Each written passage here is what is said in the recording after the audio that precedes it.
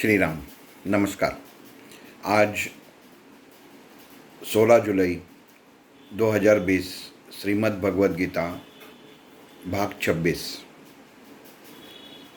श्रीमद् भगवद गीता विश्लेषण में हम लोगों ने अभी तक देखा कि भगवान श्री कृष्ण कर्मयोग के माध्यम से अर्जुन को उसका कर्म कितना महत्वपूर्ण है, यहाँ पे हम लोग एक ध्यान रखें कि जहाँ जहाँ पे अर्जुन है वहाँ पे हम लोग भी है। तो ये केवल अर्जुन को बताई गई गीता नहीं है, आज अर्जुन को दिया हुआ ज्ञान नहीं है, ये सब लोगों को दिया हुआ है ज्ञान है। और जीवन में कैसा आचरण होना चाहिए ये भगवान श्री कृष्ण ने बताया है। तो यहाँ पे भगवद गीता अध्याय 3 कर्मयोग में हम लोग देख रहे हैं कि भगवान श्री कृष्ण अर्जुन को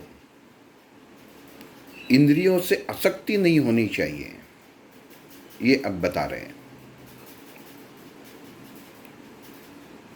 हर इंसान के ज़िंदगी में कोई कोई चीज़ में आसक्ति इतनी हो जाती है कि उसके आसक्ति के लिए वो रिश्ते नाते भी दाव पे लगा देता है। जैसे कि घर है, संपत्ति है, कमाया माँ बाप ने होता है, लेकिन उसके ऊपर से भाई भाई में झगड़े होते हैं। ऐसी बहुत सारी चीज़ें हैं कि जो इंसान खुद कमाता नहीं है, लेकिन दूसरे ने कमाई हुई चीज़ों पर अपना हक जताता है और उसके लिए झगड़ा करता है। भगवान श्री कृष्ण अर्जुन को यहाँ पे कहते हैं कि हे पार्थ, मैंने तुमको कर्म की इंद्रिय कौन सी है वो बता दी है। अगर तुम ये सब कर्मों के इंद्रियों में अधीन हो तो तुम संन्यास नहीं ले सकते। और ये कर्म के इंद्रियों से तुम भाग जाना चाहते हो, फिर भी तुम संन्यास नहीं ले सकते, क्योंकि कर्म करना ही हर इंसान का काम है। कोई भी इंसान हो, उसे कर्म करना ही पड़ता है। जो ये पृथ्वी पे, ये जगत में जिसने जन्म लिया है, उसे कर्म अनिवार्य है, उसे कर्म करना ही है। लेकिन हे पार्थ, मैंने अभी तक जैसे बताया कि तुम कर्म के इंद्रियों को इतना भी पास मत करो और उनमें से खुद को समा भी मत देना। दूसरी अर्थ से है कि तुम खुद ये इंद्रियों के वश में मत जाना, इंद्रिय तुम्हारे वश में रखना। यहाँ पे हम लोग एक बात देखेंगे कि भगवान श्री कृष्ण ने, जो परमात्मा है, ये जब इंसान बनाया है तो ये पांचों कर्म के इंद्रिय और 5 ज्ञानेंद्रिय इंसान को प्रदान की है। लेकिन उसी के साथ उसका सही इस्तेमाल, जैसे जैसे इंसान बालक के रूप से अपनी आखिरी सांस तक जीवन व्यतीत करता है, उसका उपयोग कैसे करता है, वो सबसे बड़ा महत्वपूर्ण है। और वो ये भगवद गीता में बताया है। भगवान श्री कृष्ण क्या कह रहे हैं अर्जुन को कि इंद्रियों के बारे में तुमको आसक्ति चाहिए। अब देखिए, यहाँ पे 2 शब्द आते हैं, आसक्ति और आसक्ति, ऐसे 2 शब्द है। कोई भी चीज़ के प्रति, माँ बाप के प्रति, गुरु के प्रति भक्तों की आसक्ति होनी चाहिए। लेकिन अगर कोई आप मीठी चीज़ खाते हो तो वो मीठी चीज़ की तरफ आपकी आसक्ति नहीं, असक्ति चाहिए। एक में शब्द है अ और दूसरे में शब्द है आ। आसक्ति का मतलब क्या है? खींच जाना, समा जाना। और असक्ति का मतलब क्या है? कि सख्त है लेकिन दूर हो जाना। शब्द बहुत महत्वपूर्ण है ये। तो भगवान श्री कृष्ण ने अर्जुन को क्या, तुम इंद्रियों से असक्त रहो। क्योंकि अगर असक्त नहीं रहोगे तुम इंद्रिय के जाल में फंस जाओगे, और यही तुम्हारा हो रहा है।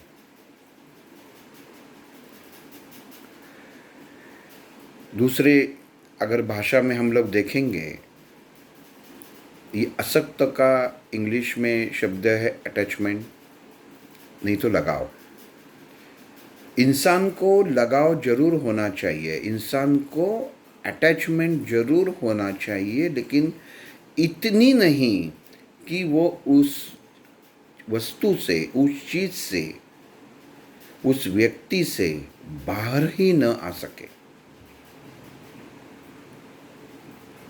अगर कोई पति पत्नी का रिश्ता है तो उसमें भी आसक्ति चाहिए, अटैचमेंट जरूर चाहिए। लेकिन ज़िंदगी में कभी अगर मौका ऐसा आता है कि पति का निधन पहले हो जाता है, नहीं तो पत्नी का निधन पहले हो जाता है, तो दूसरा, अगर पति गुजर जाता है तो पत्नी, और पत्नी गुजर जाता है तो पति भावना विवश हो जाता है, तो वो नहीं होना चाहिए। कितनी महत्वपूर्ण बात है ये जो भगवान श्री कृष्ण ने कही है कि रिश्ते नातों में भी आसक्ति नहीं होनी चाहिए, सख्त नहीं होना चाहिए। रिश्ता पति पत्नी का कर्म, कार्य, ईमानदारी, प्रामाणिकता, कर्तव्य, ये सब होना जरूरी है, लेकिन असक्त, सख्ती नहीं होनी चाहिए। अगर कोई बीवी पति को कहती है कि मुझे इतनी धनराशि लाके दो, तो उससे वो, और अगर तुम ये धनराशि लाके देते हो तब ये सिद्ध हो जाएगा कि तुम्हारा मेरे ऊपर प्यार है। तो ये प्यार नहीं है, ये वो पत्नी का वो वस्तु की तरफ आकर्षित होना और असक्त होना, ये बात है। वो आसक्ति छोड़नी है, शब्द ही वैसा है, असक्त। आप पा सकते हैं लेकिन वहां पे रुक नहीं सकते, छोड़नी पड़ेगी, समय पे छोड़नी पड़ेगी। लेकिन कर्म करते समय आपको इसका भान रखना जरूरी है। आप क्या कर रहे हैं? अगर कोई इंसान आसक्ति के पीछे पागल हो जाता है, आसक्ति में डूब जाता है, तो उसके मन में द्वेष पैदा हो जाता है।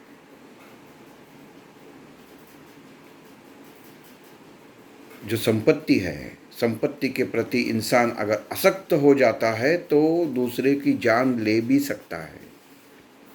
इसके लिए भगवान श्री कृष्ण कहते हैं आसक्त होना जरूरी है, आसक्त होना जरूरी नहीं है। अ और आ, ऐसा ये शब्द है। क्योंकि जो नियति ने तुम्हारे बारे में लिखा है, जो नियत कर्म है अर्जुन तुम्हें करना है, उसे तुम बदल नहीं सकते, वो निश्चित है। एक आसक्ति की एक उदाहरण मुझे अभी याद आया। कि महाभारत के 18वां दिन जब हुआ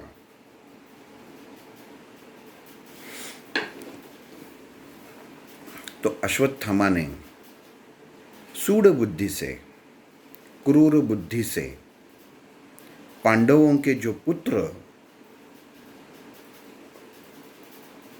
सोए हुए थे, नींद में जाकर उनकी हत्या की। वो सोए हुए थे और इसने जाके, वो नींद में थे सब पांडवों के पुत्र, तो इसने हत्या की। आसक्त हो गया, युद्ध से आसक्त हो गया। इसके लिए मन में द्वेष पैदा हुआ। अगर असक्त हो जाता तो युद्ध होने के बाद वो उस घटना से बाजू हो जाता, लेकिन वो आसक्त हो गया, खींच गया। वास्तव में कृपाचार्य और कृतवर्मा ये दोनों ने उसको बताया कि तुम जो कह रहे हो, तुम जो कर रहे हो, वो सबसे बड़ी गलती है और वो तुम्हें नहीं करना चाहिए।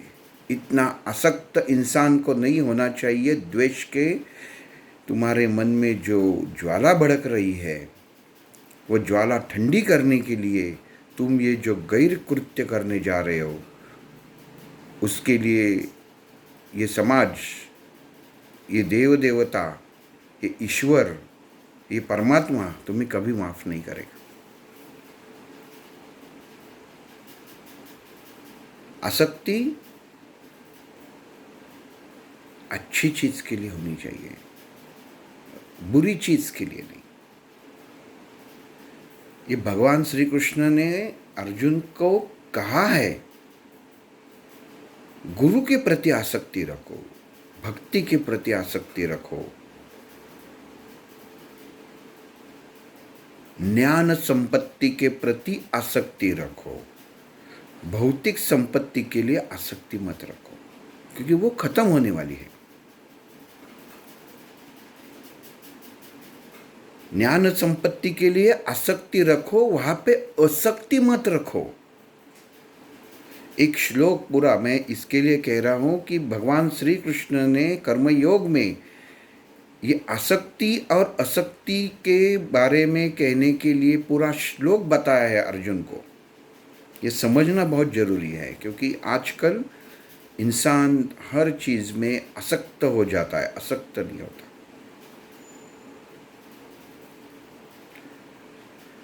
ज्ञान के प्रति आसक्ति होनी जरूरी है। गुरु के प्रति, सच्चे गुरु के प्रति आसक्ति है तो वो आसक्ति है। दाम्भिक गुरु के प्रति तुम्हारे आसक्ति है तो तुम भी दाम्भिक हो। वो गुरु तो मिथ्याचारी है ही, लेकिन उसके गुण से तुम्हारा भी स्वभाव में बदलाव आ जाएगा। इसके लिए जो कहते हैं ना कि गुरु भी करना है, जिसे गुरु मानना है वो भी आँख खोल के पसंद करना चाहिए। पसंद इसके लिए कह रहा हूँ कि जो मन को भाता है वही इंसान को जो चीज़ चाहिए उसको पसंद कहते हैं। ये पसंद शब्द में भी स्वार्थ है। लेकिन अगर आध्यात्मिक प्रगति है, आध्यात्मिक की मार्ग पे इंसान चलता है, तो ये पसंद, ये स्वार्थ हर इंसान के मन में उभरना चाहिए, लेकिन केवल परमात्मा और गुरु प्राप्ति के लिए, धन प्राप्ति के लिए नहीं, सुख प्राप्ति के लिए नहीं। तो भगवान श्री कृष्ण अर्जुन को कहते हैं कि तुम इंद्रियों के प्रति आसक्त हो जाओ। मनुष्य जीवन में हम लोग देखो कितना रोज चाय कितना पीते हैं हम लोग, रोज बहुत सारा चाय पीते हैं। चाय पीना बुरी बात नहीं है, लेकिन अगर आपको किसी दिन चाय मिलती नहीं है और आपका माथा ठनकने लगता है, सर में दर्द होने लगता है, तो ये समझना जरूरी है कि आपका चाय के साथ संग हो गया है, आपकी आसक्ति बढ़ गई है, आसक्ति नहीं। तो चाय के प्रति आसक्ति होनी चाहिए। मिला ठीक है, नहीं मिला तो भी कोई बड़ी बात नहीं है। तो भगवान श्री कृष्ण अर्जुन को कहते हैं कि तुम सोचो कि अगर इन तुम्हें लगता है कि मैं सन्यासी बन जाऊं, इंद्रियों को मैं वश में रखूं, तो मुझे कोई दिक्कत ही नहीं है। लेकिन हे अर्जुन, तुम कर्म के बिना जीवित रह ही नहीं सकते, क्योंकि कर्म करना नहीं करना ये तुम्हारे हाथ में है ही नहीं। क्या सवाल है? तो किसके हाथ में है ये हाथ में है नियति के हाथ में। नियत, हम लोग जो बोलते हैं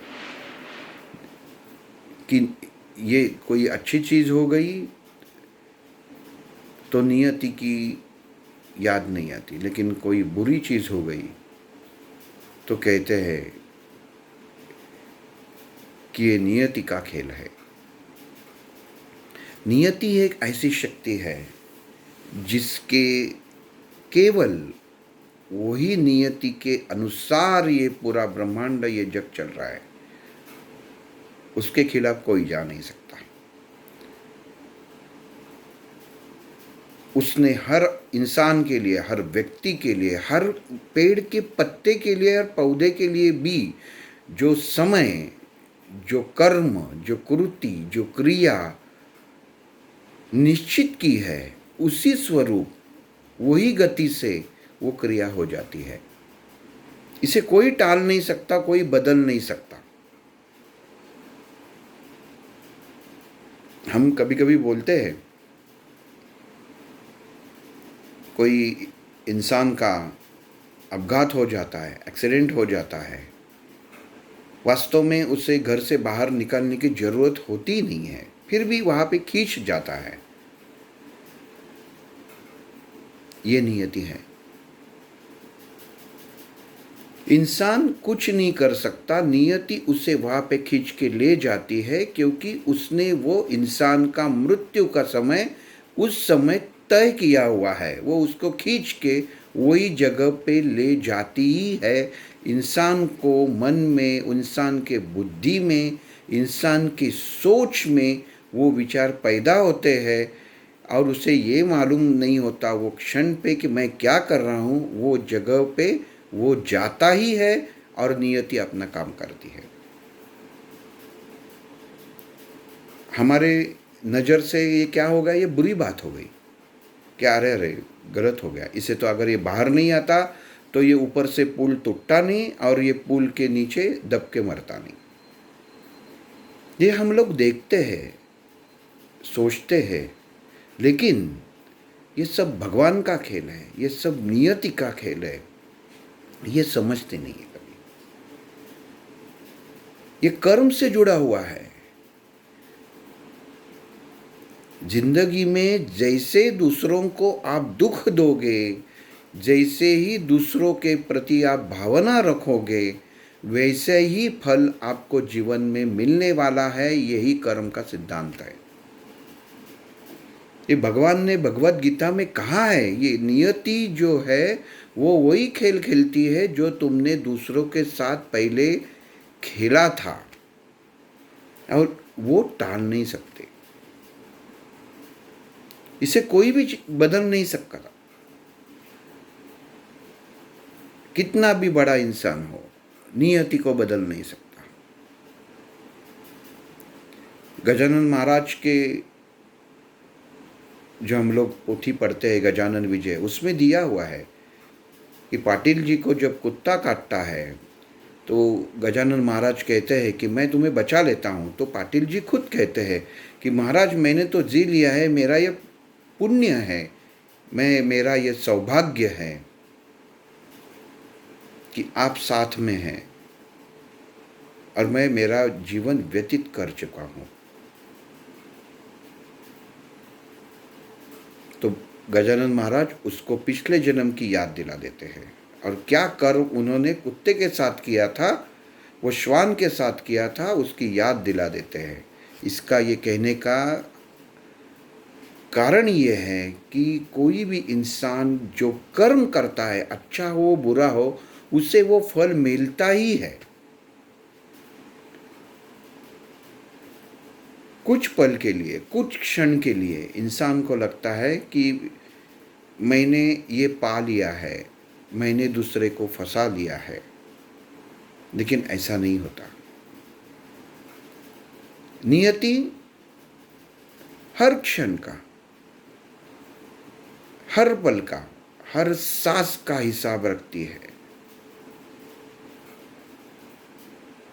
कोई दुष्कर्म करके आराम से सांस लेता है तो उसकी भी गिनती नियति करती है कि इसने दूसरे को छल करके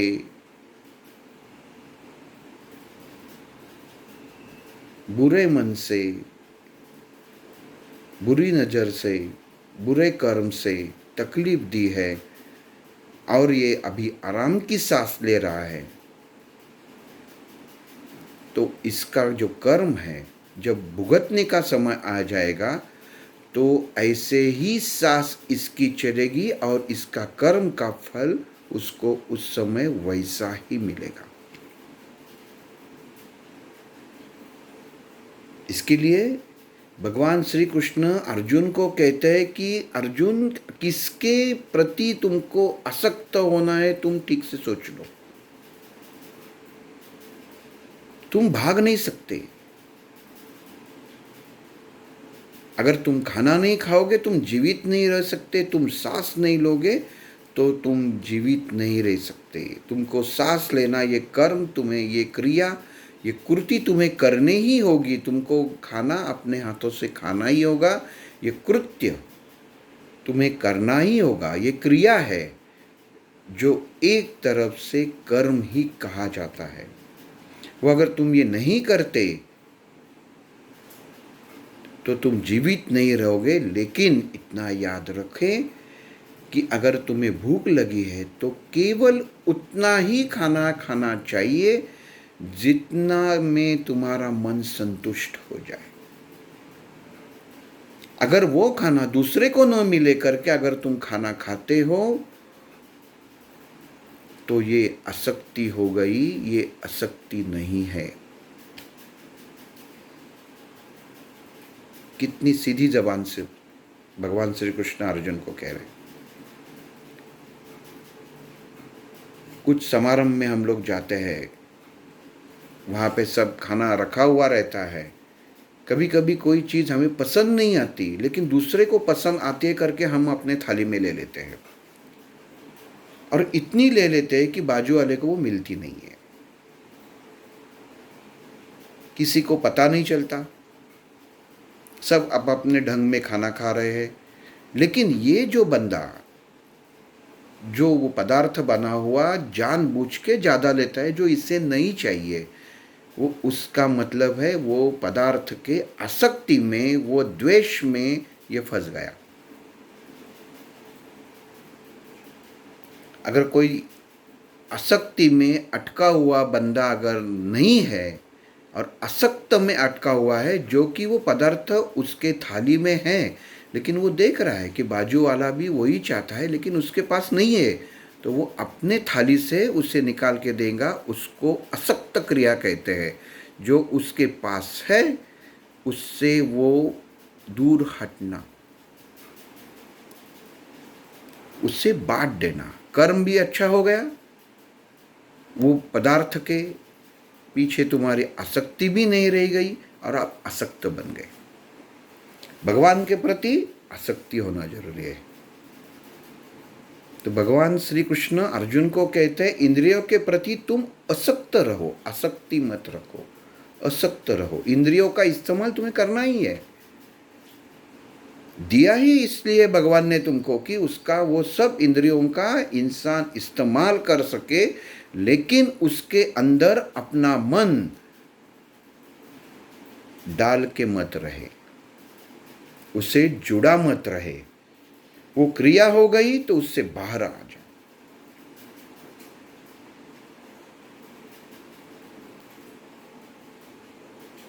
इंग्लिश में कहते हैं जो अटैचमेंट, लगन उतनी नहीं होनी चाहिए कोई भी चीज़ में, क्योंकि ऐसी लगन, ऐसी ईर्ष्या, ऐसी ऐसी आसक्ति इंसान के मन का विचार, वैचारिकता बदल देती है, लालची बनाती है। और भगवान श्री कृष्ण ने अर्जुन को यही समझाने की कोशिश की, तुम भले युद्ध न करना चाहो, तुम्हें युद्ध करना नहीं है अर्जुन, ये तुम सोच चुके हो। जिसका मार्ग क्या है? संन्यास। तुम जो चुन चुके हो, तुम्हें युद्ध में किसी से लड़ना नहीं है, तुम्हें मोक्ष प्राप्त करना है। लेकिन अर्जुन, तुम इतना समझ ले कि ये जो नियति का खेल है, वो नियति तुम्हें युद्ध करने के लिए प्रवृत्त करेगी ही। तुम्हें युद्ध करना ही पड़ेगा, क्योंकि तुम मुझे, मैं तुम्हारा दोस्त हूं, मैं तुम्हारा गुरु हूं, मैं सुन सकता हूं, लेकिन वो नियति नहीं सुन पाएगी। नियति अपने मन से ही चलेगी। वो ऐसी शक्ति है, हर विश्व में, हर जगह पे कभी कभी इंसान बोलता है कि ये पत्ता भी हिलता है, वो उसकी हुकूमत से हिलता है, लेकिन कोई बुद्धिवादी लोग ये मानते नहीं है। वो कहते हैं इसे वो नहीं हिलाता, मैं मेरे हाथ से हिलाता हूँ। लेकिन अरे भाई, उसको, वो पत्ते को हिलाने की बुद्धि तुमको जो दे रहा है वो है, ये तुम समझ नहीं पाते। ये मानते ही नहीं है लोग कि भगवान की ताकत, भगवान की प्रेरणा, भगवान की इच्छा, भगवान की माया ही केवल ये पृथ्वी पे, ये ब्रह्मांड पे काम करती है। और नियति वही एक शक्ति का भाग है। जो चीज होनी है वो होके ही रहेगी, उसे आप टाल नहीं सकते, क्योंकि वो नियति ने तय की हुई है। इसके लिए भगवान श्री कृष्ण ने अर्जुन को कहा है, जो भी कुछ कर्म तुम करोगे, तुम्हें सोच समझ के करना चाहिए। 5 ज्ञान इंद्रिय, 5 कर्म इंद्रिय मैंने हर इंसान को प्रदान की है, लेकिन वो सब 10 इंद्रियों से इंसान को जुड़े तो होना ही चाहिए, लेकिन असक्त होना चाहिए। समय के अनुसार, समय पे उससे बाजू होना चाहिए। अगर कोई इंसान बूढ़ा होने तक अपनी वासना जागृत रखता है, तो उसका उपयोग क्या है? सही समय पे, उचित समय पे उसने वो शिष्ण से अपना मन हटाना चाहिए, वासना समाप्त करनी चाहिए। इससे कहते हैं असक्ति। इंसान के पास वो चीज़ है, लेकिन उसका इस्तेमाल नहीं करना है, इससे जुड़ा हुआ रहना नहीं है, उससे बाजू होना है, समय पे बाजू होना है। ये बुद्धि भगवान ने, सुबुद्धि जो हम लोगों ने सांख्य योग में देखी, कुबुद्धि और सुबुद्धि, ये सब अध्याय जितने भगवत गीता के हैं, एक पायरी है जो हम लोगों को भगवान के कमल चरण तक पहुंचाने वाली है। पिछला सुना तो भूल जाना ऐसा नहीं है। हर शब्द, हर वाक्य एक दूसरे से जुड़ा है, ये माला बनने वाली है। वैसे वो बुद्धि, सुबुद्धि इंसान ने इस्तेमाल करनी चाहिए। भगवान ने दी है, लेकिन गलत इस्तेमाल के लिए नहीं की। गलत इस्तेमाल करोगे तो वो कर्म का फल नियति तुमको वैसा ही दोगी। इसके लिए भगवान श्री कृष्ण अर्जुन को कह रहे कि कर्म से भागना तुम्हारा काम नहीं है, तुम कर्म से भाग नहीं सकते। कर्म को टाल नहीं सकते। अगर टालोगे, उससे दूर जाने की कोशिश करोगे, वो कुछ क्षण के लिए नियति तुम्हें वापिस आकर वहाँ ही खड़ा कर देगी। इतना ध्यान रख अर्जुन। आगे क्या कहते हैं वो कल देखेंगे। श्री राम।